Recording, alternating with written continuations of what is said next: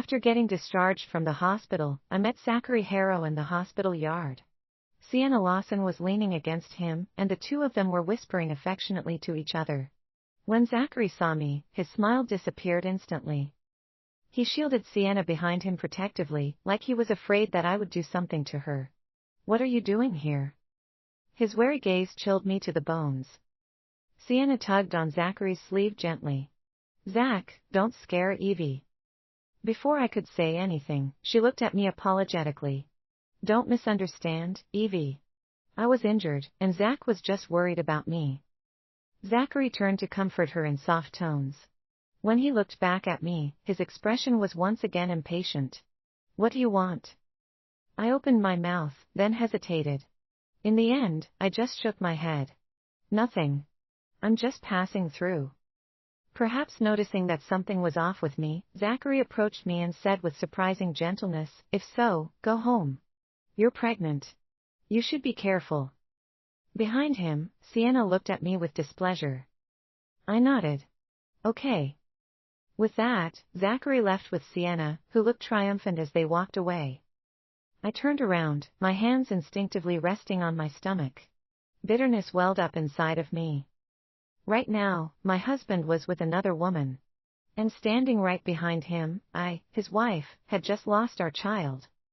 If he had only turned back to look at me that day or even visited me once at the hospital, he would have known. I pulled a bitter smile.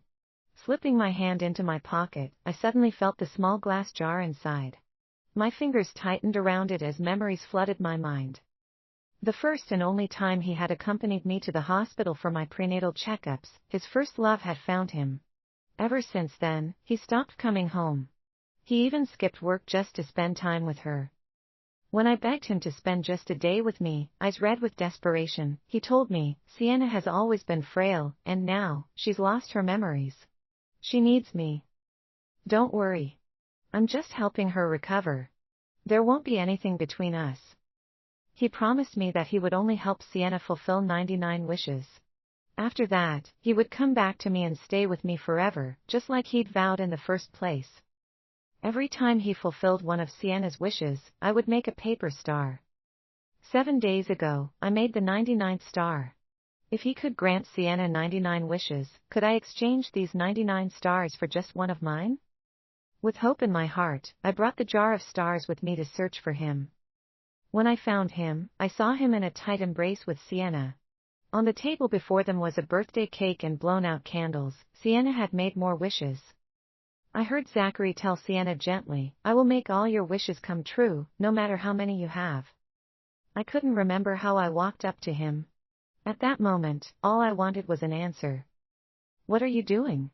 I demanded, my voice trembling. Hearing my voice, Zachary let go of Sienna immediately, looking panicked. "Evie, what are you doing here? Don't get the wrong idea. We weren't." Before he could finish, Sienna began apologizing to me, her eyes brimming with tears. "Please don't get the wrong idea, Evie. Zach just wants to fulfill my wishes." Zachary comforted her as gently as ever, but when he turned to me, his eyes were full of reproach.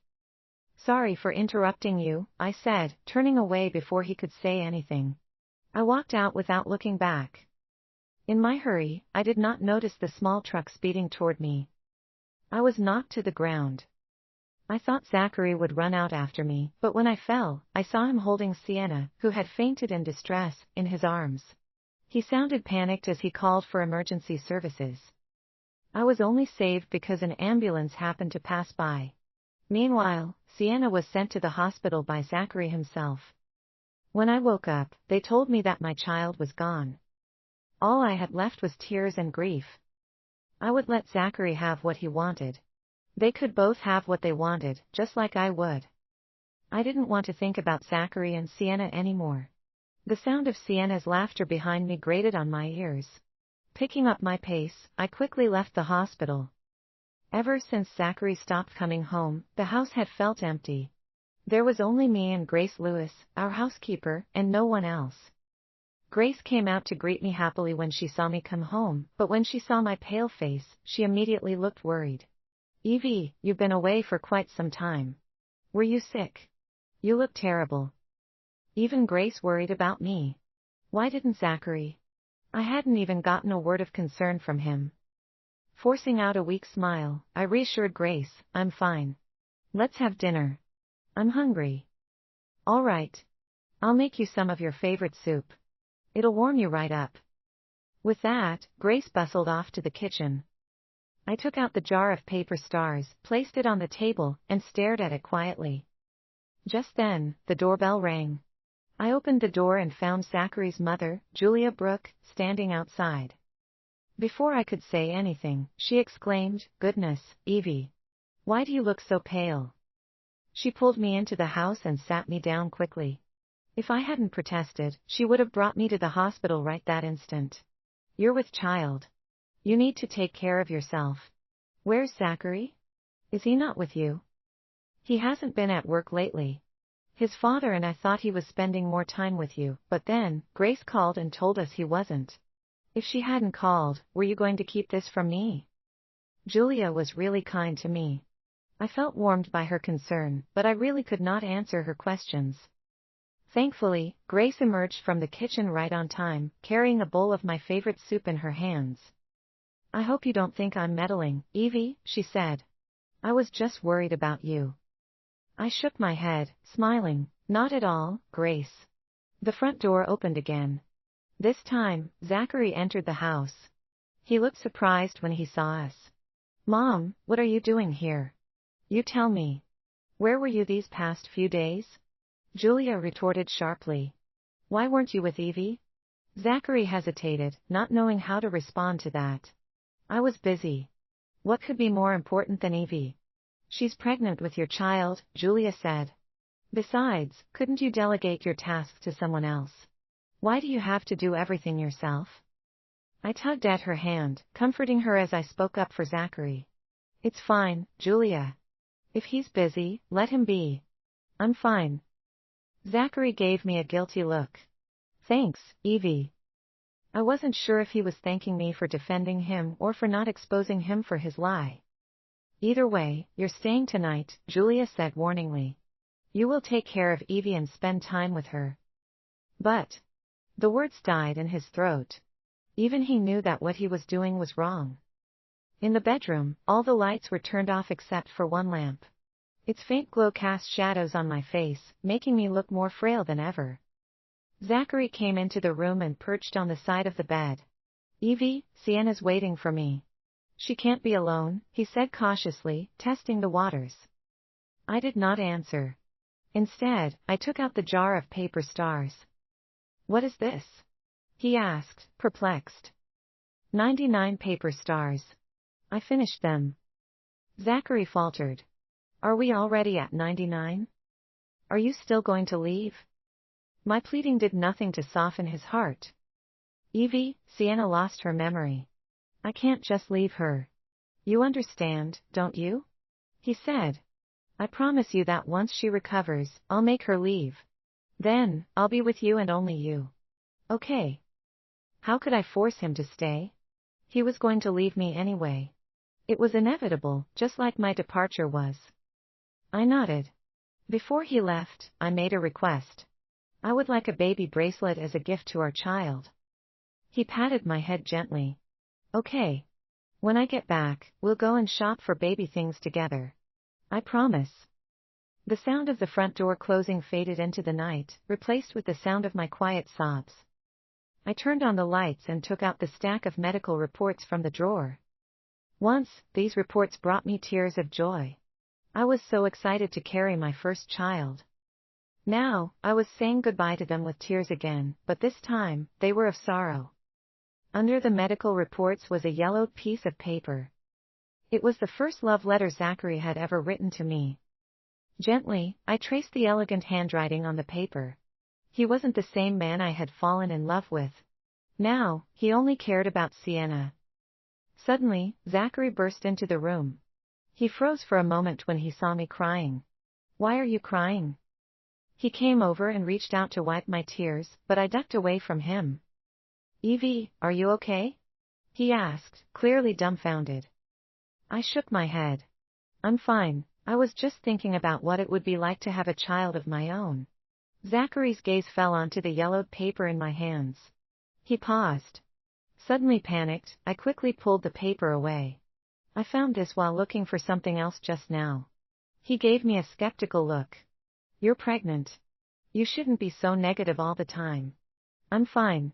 Don't worry about me, I insisted. Why did you come back anyway? I came to grab some clothes. I also wanted to ask you, do you want anything engraved on the baby bracelet? He said. I was taken aback. I hadn't expected him to care about that. How about our initials? He suggested. I lowered my head, my gaze falling onto my stomach. A bitter ache welled up in me. Whatever you like. It didn't matter anyway. After packing his clothes, Zachary looked at me again. Are you sure you're okay? Seeing this, a flicker of hope stirred in me. If I said I wasn't okay, would you stay? He smiled awkwardly. Don't be difficult, Evie. Sienna's waiting. I don't want her to worry. I was kidding. Go ahead, I told him. On the inside, I scoffed at myself. What did I expect? I shouldn't have expected anything better from him. After he left, I got up and packed my things as well. I tried not to dwell too much on Zachary, but the tears still fell. I put my packed suitcase aside. Out of the corner of my eye, I saw the jar of paper stars again. Every single star was a heartfelt wish that Zachary had shattered. I took out one of the stars and unfolded it. As I did so, I saw the ring on my finger, the one he had crafted for me himself. I will make you a ring that is one of a kind, he had vowed. The next morning, I woke up to find a text from Zachary. He told me that the baby bracelet was done, and I needed to pick it up. Apparently, he and Sienna had moved out of the hospital and into a new place. I only found out today. I stood in front of the unfamiliar door and pressed the doorbell. The person who opened the door led me to the yard, where Sienna was swinging from a branch leisurely. Zachary treated her like a princess. She did not need to concern herself with anything, her life was perfectly carefree and untouched by worries. I envied her, just a little. Collecting myself, I asked calmly, "Where's Zachary?" Sienna turned, a smug expression spreading across her face. "Oh, Evie. You're here for the bracelet, aren't you?" I nodded. The smug look intensified as she got off her swing and walked toward me. It was then that I noticed a delicate bracelet around her wrist. I liked it, so I asked Zachary to give it to me, she said. If you want a bracelet, I'll let him know. He'll make another one for you. I stared at her, my heart feeling like it had turned into a block of ice.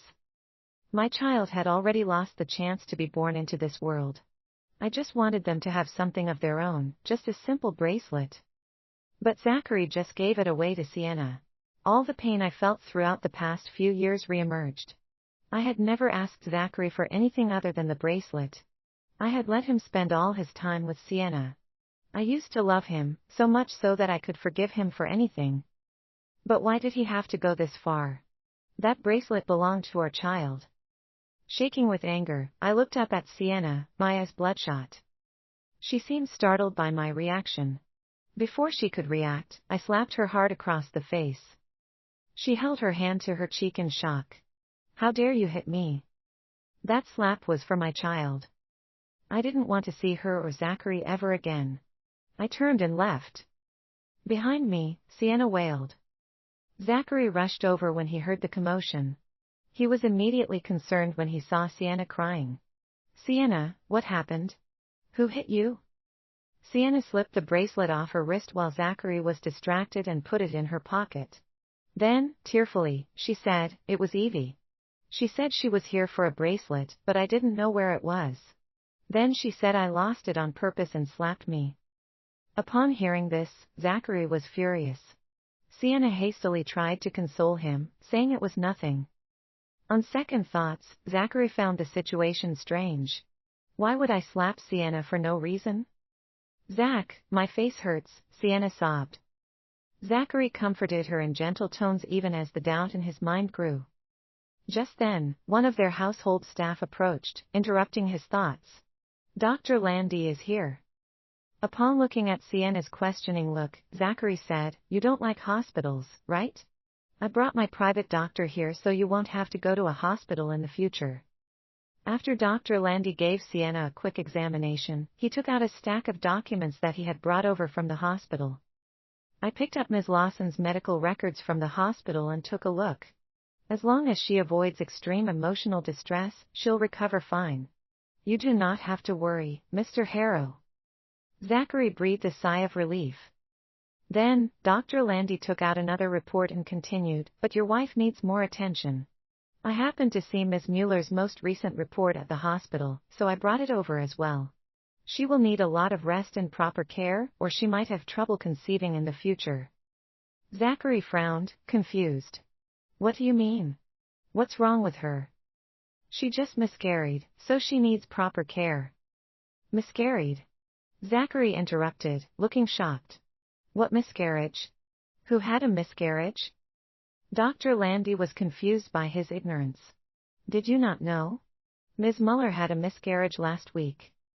Zachary was stunned. Questions filled his mind. Why hadn't he been told? Why had I said nothing to him? He snatched the report from Dr. Landy. Sure enough, my miscarriage was recorded right there on the paper.